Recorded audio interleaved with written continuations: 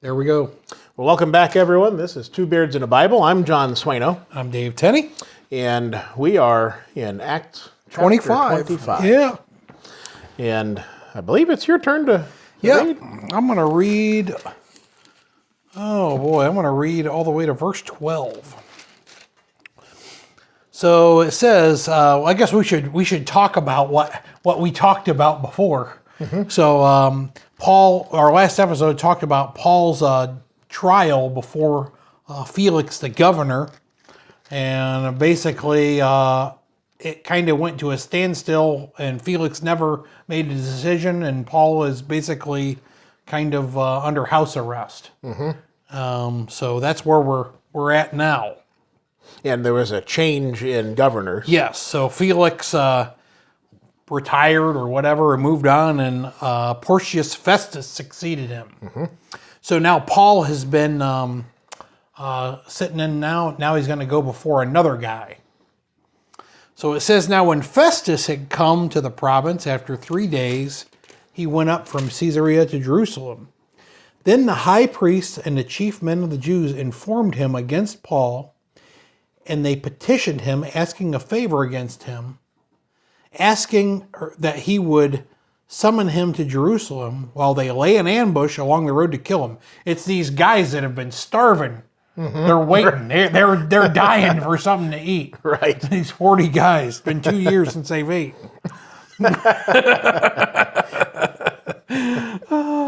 But Festus answered that Paul should be kept at Caesarea, and that he himself was going there shortly. Therefore, he said, let those who have authority among you go down with me and accuse this man to see if there's any fault in him. And when he had remained among them more than 10 days, he went to Caesarea, and the next day, sitting on the judgment seat, he commanded Paul to be brought. When he had come, the Jews who had come down from Jerusalem stood about and laid many serious complaints against Paul, which they could not prove. While he answered for himself, neither against the law of the Jews, nor against the temple, nor against Caesar, have I offended in anything at all. But Festus, wanting to do the Jews a favor, answered Paul and said, are you willing to go up to Jerusalem and there be judged before me concerning these things? So Paul said, I stand at Caesar's judgment seat, where I ought to be judged. To the Jews I have done no wrong, as you very well know. For if I am an offender, or have committed anything deserving of death, I do not object to dying, but if there is nothing in these things of which these men accuse me, no one can deliver me to them. I appeal to Caesar. Then Festus, when he had conferred with the council, answered, you have appealed to Caesar you shall go.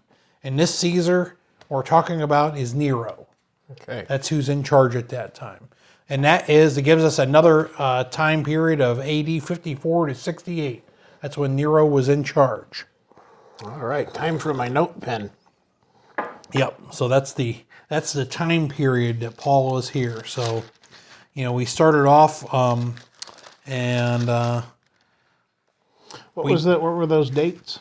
It was AD 54 to 68. That was the period that Nero reigned. Okay. So about 14 years.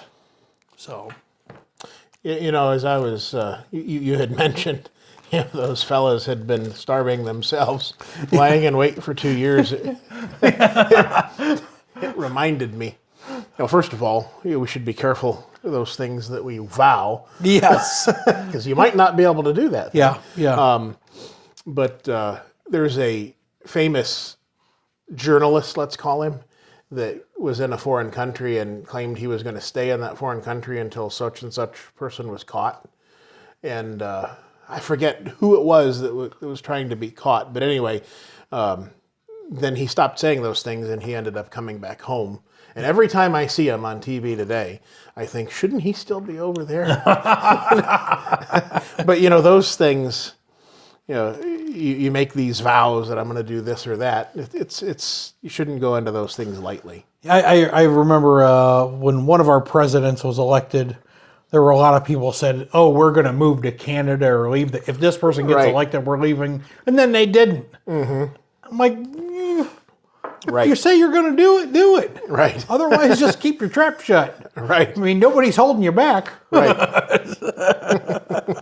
Yeah, and and that idea of limiting your words and choosing your words wisely is a lesson that I know I've had to learn. Yeah, and there's great biblical wisdom in such things. I'm still learning that. Yeah, well, me too. Yeah. I still stick my foot in my mouth once in a while. Yeah, absolutely. Absolutely. So, Paul appeals to Caesar. So he goes to Jerusalem, and or not, he doesn't go to Jerusalem, but Festus brings him before the judgment seat, and the Jews again accuse him of all of these things, and I think Paul he's just had enough. Mm-hmm. And I don't know. I didn't study this fresh, but I believe that any Roman citizen, if he felt he was being judged unfairly, could petition to appear before Caesar, the highest court, Right. to have their case heard. Yeah, I believe that's the way I remember it too. Yeah. And why? It says here in the end, if he had not appealed to Caesar, he may well have been released. Yeah, and we haven't gotten that far Yeah, yet. so I'll we be haven't quiet. read that yet. I'll wait. Yeah, you're gonna have to wait till the next section. All right. Remind me. Yeah, absolutely. So obviously the Jews are still against him, and it seems like maybe Paul is thinking that this new Festus guy might do the wrong thing. Mm-hmm. Do you kind of get that sense? You mean that he might very well kill him? Yeah. I think in verse 9 it says, but Festus, wanting to do the Jews a favor, answered Paul and said, "Are you willing to go up to Jerusalem and there be judged before me concerning these things?" So now the Jews are wanting Festus to bring Paul to Jerusalem, and now he's trying to do him a favor, and he's saying, "Hey, Paul, if you're willing to do this, we can get this done with." Yeah. I guess one of the points worth mentioning that what you just read, wanting to do the Jews a favor. Why does everybody keep wanting to do the Jews a favor? They just want him to shut up. Just get them out of my hair. I think that's really.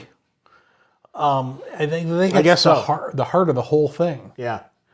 They're a pain in the neck, and he's like, "Well, maybe if we can do that, how can I get these Jews to leave me alone?" Right. But the other thing that strikes me, and I guess this is what I was going to say. We can say it again next episode, in the next section. But what was again the promise to Paul that he was going to be the one to take That he was going to go to Rome. Yeah. I mean, and that's exactly what's happening here. What did Jesus tell him? He said, "Be of good cheer, Paul, for as you have testified of me in Jerusalem, so you also must bear witness at Rome." Yeah. So this whole thing of Paul going to Rome, that was what was going on, and Paul knew that. And Paul had the right mindset. I'm willing to die. Yeah. That's okay. Yeah. But I want the truth to be told. He says, "I do not object to dying, but if there's nothing in these things of which he's been accused me, no one can deliver me to them." Right. He's not afraid to die, but listen, this isn't right. Right. And that's what he's getting. And in all of this pleading, it puts him right in the place where God wants him. Yeah. And it puts him in the place where he can do the most good. And you get the sense as you read through this book that Paul did go before Nero, and Nero probably heard the gospel. Mm-hmm. Right. From Paul's lips. Right. So he's got no excuse. Right. Of what, when you think, big picture here, Paul, prior to his conversion, was the last person on earth that you would think would be spreading the gospel. Yeah. And yet, God used him in his fervor and his position and his citizenship to bring the gospel, just as you said, to the very highest places. Yeah. And we should not lose sight of that even though we might not see the working of God's will in our daily lives, big picture, it's, God's plan is going to work. Absolutely. 13 to the end of the chapter, John. Can you read that? All right. So starting at verse 13, and after some days, King Agrippa and Bernice came to Caesarea to greet Festus. When they had been there many days, Festus laid Paul's case before the king, saying, "There is a certain man left a prisoner by Felix, about whom the chief priests and the elders of the Jews informed me when I was in Jerusalem, asking for a judgment against him. To them I answered, it is not the custom of the Romans to deliver any man to destruction before the accused meets the accusers face to face, and has the opportunity to answer for himself concerning the charge against him. Therefore, when they had come together without any delay, the next day I sat on the judgment seat and commanded the man to be brought in. When the accusers stood up, they brought no accusation. Let's start that one over again. Verse 18, when the accusers stood up, they brought no accusation against him of such things as I supposed, but had some questions against him about their own religion and about a certain Jesus who had died, whom Paul affirmed to be alive. And because I was uncertain of such questions, I asked whether he was willing to go to Jerusalem and there be judged concerning these matters. But when Paul appealed to be reserved for the decision of Augustus, I commanded him to be kept till I could send him to Caesar. Then Agrippa said to Festus, I also would like to hear the man myself. Tomorrow, he said, you shall hear him.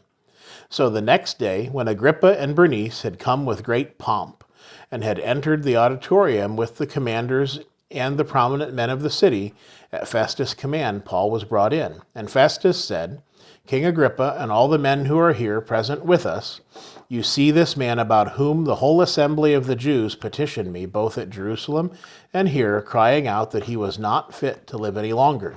But when I found that he had committed nothing deserving of death, and that he himself appealed to Augustus, I decided to send him.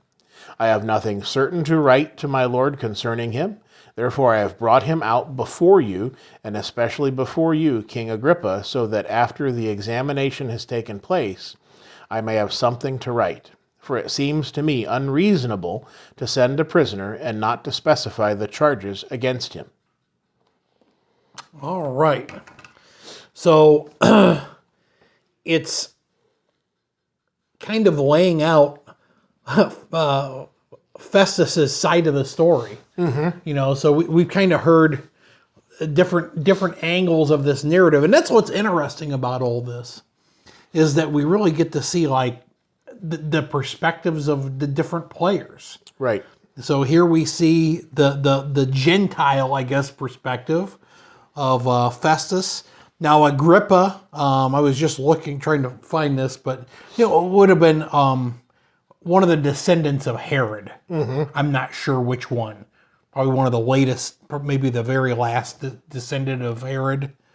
So that would be King Agrippa. And I think Bernice was Jewish, I believe. Mm-hmm. I think it said that she was a Jewess somewhere in there. So they're there, and it's like, if you're at work and something happens, sometimes you may call somebody else who does a similar thing that you do, and you say, hey, this happened, and I want to run this by you. Right. And I think that's what they're doing here. Yeah. As he ends out, he doesn't want to send somebody to judgment without specifying the charges, and it was obvious from the things that the Jews had brought before all of these leaders that they really hadn't come up with anything that would stick. Yeah. And he kind of says that. He's like, but when the Jews came, they didn't have any accusations like I suppose they would. Right. It was just like some religious technicality. And it strikes me, how reasonable these men are. Yeah. They really do have a fair-mindedness about them. Yeah. Even if they do at times fall to their own Lusts faults or and faults. lusts. Or, yeah. You know, being greedy and so on. Yeah, absolutely. So, he's talking to the king of Judea there, and he's just saying, I just don't know what to do with this guy. And do you get the feeling that, when it says in verse 23, so the next day when Agrippa and Bernice had come with great pomp and had entered the auditorium, do you think that perhaps there was a little bit of, well, this guy is causing a big stir, this is a good opportunity to show myself off? Yes, yeah. Sort of a political move. Yeah, or like a show of authority. Yeah. It seems like that's kind of what's going on. Right. Yeah, it's just an interesting. I had a thought, but it's gone. And throughout, we can see things, just recently. You'll be hearing this episode in the future, but currently we're just outside of the time when the big train wreck happened to In our Ohio, southeast, yeah. in East Palestine or Palestine, however you want to say it, and. What happened right after that? All of the figureheads started to descend upon the place to make their speeches and so on. And that happens in any kind of big disaster or any ruckus that starts. The other thing that's interesting, this is what my thought was, at the last verse, he says, so this is Festus talking, he says, it seems unreasonable to send a prisoner and not to specify the charges. So this is what Festus's problem is. Paul has appealed to Caesar, but Festus has no idea why he needs to do that. Right. Because he can't ascertain any of the charges that were made against him. Right. So he's kind of confused. I mean, you would imagine at work, you have a supervisor. And if you were to send somebody to the supervisor for something that they have nothing to do with, they'd probably be a little upset. Yes. If you interrupted their day. Yeah. So when he sends Paul to Caesar, the big dog, right, he needs to have something like concrete to write to him what's going on. Right. And he doesn't have that. Right. So he's trying to figure that. I think that's what his whole angle here is. Mm-hmm. And that's why he brings Paul. We read in verse 26, we're going to read in a second. That's why he brings Paul back out. Yeah. Because he just can't figure this out. And I just can't get my mind out of, in every other circumstance, you would think that this would lead to nothing. That they would just say, forget it, I'm not going to listen to you anymore. Yeah. And tell the Jews that. But it keeps going, and we'll get to it. We're talking years here. Yeah, right. Yeah, this isn't just like we've read this whole thing, and you can read the whole thing. It's a couple of chapters, take you 10 minutes. Mm-hmm. But I mean, you're reading about several years of a person's life. Right. All of the events that happen. So, chapter 26. I'm going to read to verse 11. And we'll stop there. And that'll probably be into this episode. So, it says, Then Agrippa said to Paul, You are permitted to speak for yourself. So Paul stretched out his hand and answered for himself. I think myself happy, King Agrippa, because today I shall answer for myself before you concerning all the things which I am accused of by the Jews, especially because you are an expert in all customs and questions which have to do with the Jews. Therefore I beg you to hear me patiently. My manner of life from my youth, which was spent from the beginning among my own nation at Jerusalem, all the Jews know. They knew me from the first. If they were willing to testify that according to the strictest sect of our religion, I lived a Pharisee and now I stand and am judged for the hope of the promise made by God to our fathers. To this promise our 12 tribes earnestly serving God night and day hope to attain. For this hope's sake, King Agrippa, I am accused by the Jews. Why should it be thought incredible by you that God raises the dead? Indeed, I myself thought I must do many things contrary to the name of Jesus of Nazareth. This I also did in Jerusalem, and many of the saints I shut up in prison, having received authority from the chief priests. And when they were put to death, I cast my vote against them.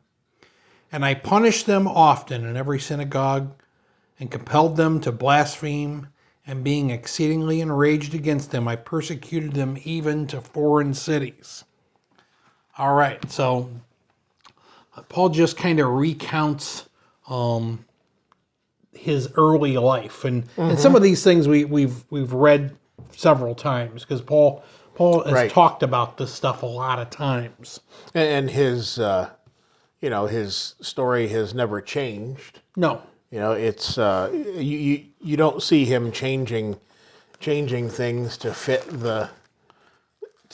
the particular person he's talking to. right? He does here state that King Agrippa would be an expert among all the customs and questions which have to do to the Jews. I don't know, maybe that was a little bit of, seeing as this guy had to come in with all this pomp, maybe that was something just to get his attention. Yeah, I mean, I think I think he probably did know, since he was the king of Judea, he probably did have, and his wife's a Jew, he probably did have a pretty good understanding of all of these things. Right. And I think Paul asked for him to be patient with him. Mm-hmm. And I think that was wise of Paul to say. Yeah, and given the pretty long following verses, we read to verse 11, but he continues on beyond that. Yeah, and I think Paul's basically, he said to ask him to be patient. He said, "Hear me patiently," because he also is indicating that he has some respect for the knowledge that this guy already has. Mm-hmm. He's letting him know that he's not presuming that he doesn't know this stuff. Right. So he's showing respect to him. Mm-hmm. I think that's really what that boils down to. Right. And then, the one verse there, verse 8, why should it be thought incredible by you that God raises the dead? That's that's kind of sums it all up. Yeah. He says in verse 6, he says, "And now I stand and am judged for the hope of the promise made by God to our fathers." And I think he's referring back to Genesis 22:18, where it says, "In your seed," so this is a promise God made to Abraham, "In your seed, all the nations of the earth shall be blessed because you have obeyed my voice." Mm-hmm. So I think that's that promise. I've gotten 4 other verses written down that reiterates that same idea, but that promise was made over and over. I think the one in Isaiah chapter 9, I'm going to look that up. Isaiah chapter 9. That's how Ken Ham pronounces it. Is that how he pronounces it? I like it, though. So in verse 6 of Isaiah 9, it says, "For unto us a child is born, unto us a son is given, and the government will be upon his shoulder, and his name will be called Wonderful Counselor, Mighty God, Everlasting Father, Prince of Peace. Of the increase of his government and peace there will be no end upon the throne of David and over his kingdom, to order it and establish it with judgment and justice from that time forward, even forever. The zeal of the Lord of hosts will perform this." So when he talks about this hope of the promise, the Jews were reading those things. That's what they were looking towards. And Paul identifies as, this is what I'm talking about. Right. And it goes back to, again, that whitewashed wall. Yeah. They're putting on that show, but they really they couldn't see past their own desires and their own lusts. Yeah, absolutely. So he kind of takes King Agrippa and he's trying to say, okay, here's the things that I'm talking about. And it is interesting. He mentions that idea of this resurrection. Mm-hmm. And I don't know if King Agrippa believed in that sort of thing or not. Who knows? But why should it be thought incredible by you that God raises the dead? I mean, Can that God do anything? Right. So if you believe in God, what? Yeah, the things that are being said are not outlandish. Right. It's just it just threatens the lifestyle. Yeah. That has been built by these people in some place of power. Then Paul recounts all the terrible things he did. Mm-hmm. And did Paul think he was right when he was doing those things? Yeah. Yeah. Yeah, as he said previously, I've lived. What did he say? Basically, that he'd lived in all good conscience. Mm-hmm. Up until that. Yeah. Up until that day. Even when he was persecuting Christians, he lived in good conscience because he believed he was doing the right thing. The right thing. Yeah, which indicates that we can sincerely believe the wrong thing. Right. I mean, that's a thing. Yeah. When it comes to issues of the law, when it comes to issues of the scriptures, we have to search and find out. Yeah, absolutely. And Paul was kind of an exceptional case because God did go to great lengths to get his attention. Yeah. Which certainly seems like it needed to be. Yeah, absolutely. Let's go ahead and stop there, Johnny. All right. Well, yeah, it's 26 minutes. We've talked long enough, so we'll pick up next time in round about verse 11. Yep. Or is it 12? 12. But anyway, thanks for joining in. We hope to see you next time. Thank you.